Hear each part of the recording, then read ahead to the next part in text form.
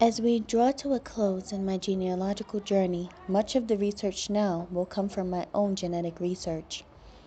I will discuss the genetic composition in the next and final episode.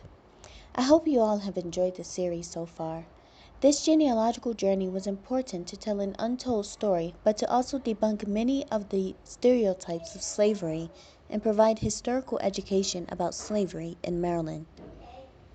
In this episode, my initial research pointed towards Rachel Hart Delaney's mother being Nan.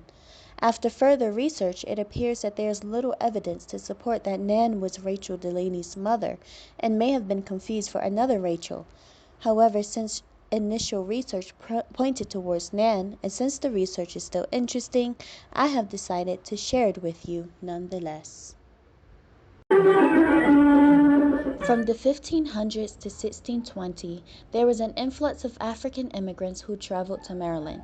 In fact, before the spread of transatlantic slavery, there was evidence to point towards early African immigrants appearing in the U.S. before and during the era of Christopher Columbus. Voyages from the Malian Empire was recorded to have explored the West Coast and beyond even before Christopher Columbus. Early African explorers who cooperated with scholars of the Ottoman Empire were known to have explored Europe and North America during the 14th century. Many of the Moors and early Muslims in Maryland have existed ancestrally within Maryland in the early 1600s and were known as free black men before eventually being subjected to slavery. Also, in 1800 census, some early Ethiopian immigrants were listed as mulatto, Spanish speakers, and Native Americans, and their names were changed due to the inability to pronounce their names or the lack of education concerning African ethnicities. With this information in mind, we may be able to understand why there are no records concerning Nan, and many historians debate whether she initially started in the United States as a slave. For most Carroll slaves, as was commonly done, there were many official records keeping track of receipts and financial statements concerning the buying and selling of slave cargo coming in from Sierra Leone, Liberia, and Ivory Coast. It was clear knowledge that most of Carroll's trade routes traveled along the Gold Coast, although it was also clear that slaves were gathered from around West Africa and brought to this point. Most of the early slaves of Charles of Annapolis had clear records of their sales. But Nan had none at all. She had neither a record of birth or a record of sale, or even an original ship. Nor did she have a changed name, being identified only as Nan Cook because she was a cook and known to be the best and most renowned cook on the plantation.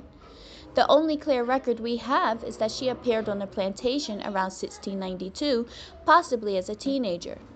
She is one of 4 major lineage lines for Black Carroll descendants. She was also known to be a poet, often reciting in another language, presumably an African language. And she was called Nan from the other slaves of the plantation, causing some to assume that Nan was in fact a title from whichever language she spoke, rather than her actual name.